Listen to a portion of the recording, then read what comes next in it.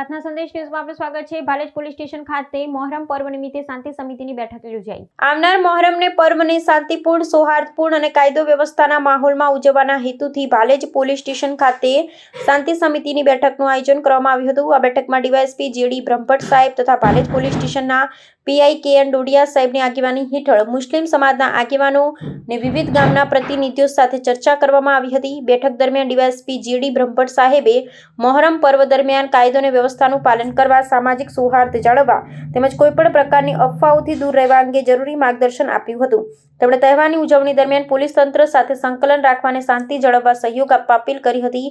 PI KN Dodiya સાહેબ પણ હાજર આગેવાનોને તહેવાર દરમિયાન નિયમોનું પાલન કરવા, જાહેર માર્ગો પર અવરજવર સુચારુ રહે તે માટે તકેદારી રાખવા તેમજ કોઈપણ સમસ્યા સર્જાય તો તાત્કાલિક પોલીસને જાણ કરવા સૂચના આપી હતી।